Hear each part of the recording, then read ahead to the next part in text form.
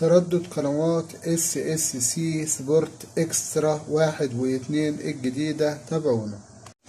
يا اهلا وسهلا بحضراتكم في قناتكم سامي سام. النهارده ان شاء الله معانا تردد قنوات اس اس سي سبورت الجديدة.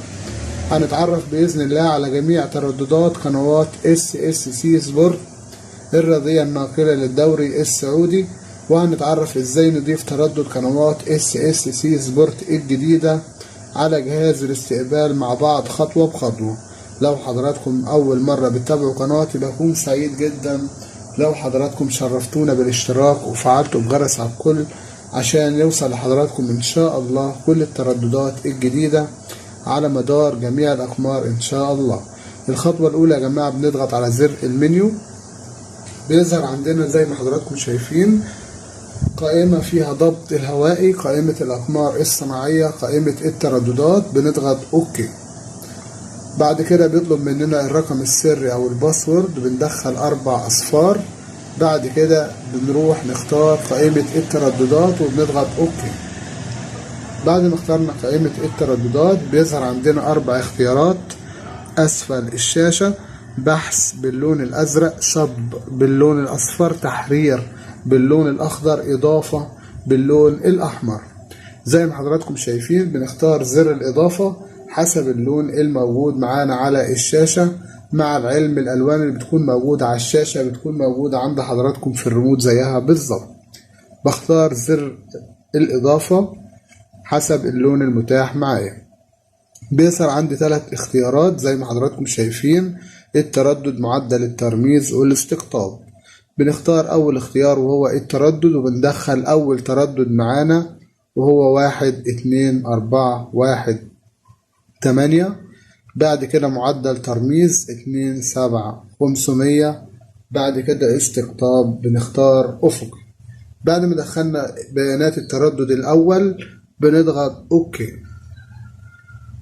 زي ما حضراتكم شايفين الإشارة ظهرت معايا 82 81% أسفل الشاشة زي ما حضراتكم شايفين، وبنعلم على التردد علامة أوكي. والخطوة التانية يا جماعة بنضغط على زر الإضافة مرة أخرى لإضافة التردد الآخر لقنوات اس اس سي سبورت الجديدة. التردد من الزر الأحمر هو زر الإضافة، وبندخل تاني تردد معانا وهو تردد باقي قنوات اس اس سي سبورت. التردد بإذن الله يكون 1 2 3 8 0 زي ما واضح قدام حضراتكم. معدل ترميز 2 7 500. الاستقطاب أو القطبية بتكون أفقي أو حرف الاتش زي ما حضراتكم شايفين. بعد كده بنضغط اوكي. زي ما واضح قدام حضراتكم الترددين الخاصين بقنوات اس اس سي سبورت السعودية الجديدة. بعد ما دخلنا الترددين زي ما واضح قدام حضراتكم وعلمنا على الترددين علامة صح، بنختار زر البحث. انا عندي زر البحث باللون الازرق، بضغط على الزر الازرق من الريموت. بيظهر عندي حفظ البيانات زي ما حضراتكم شايفين. بنزل على تاني اختيار نوع القناة، بختار جميع. بعد كده بضغط اوكي.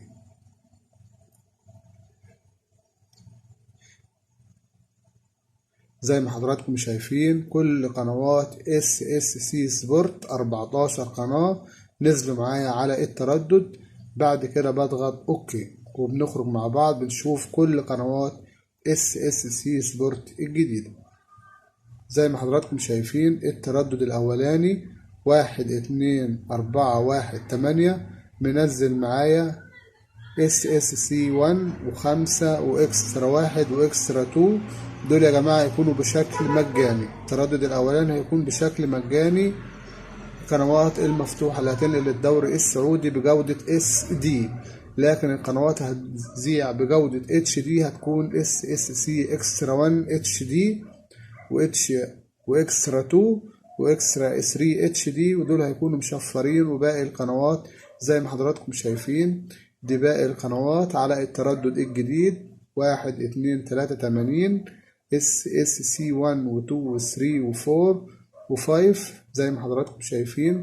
ودول كل قنوات اس اس سي سبورت على التردد، وجميع ترددات القنوات موجودة على قمر بدر أو قمر عرب سات أو سهيل سات. وبكده نكون وصلنا لنهاية حلقتنا النهاردة. يا رب الفيديو يكون عجب حضراتكم. ما تنسوش يا جماعة تدعمونا باللايك والاشتراك في القناة عشان يوصلكم إن شاء الله كل الترددات الجديدة والقنوات على مدار النيل سات وجميع الأقمار إن شاء الله. دمتم أمنين في رعاية الله.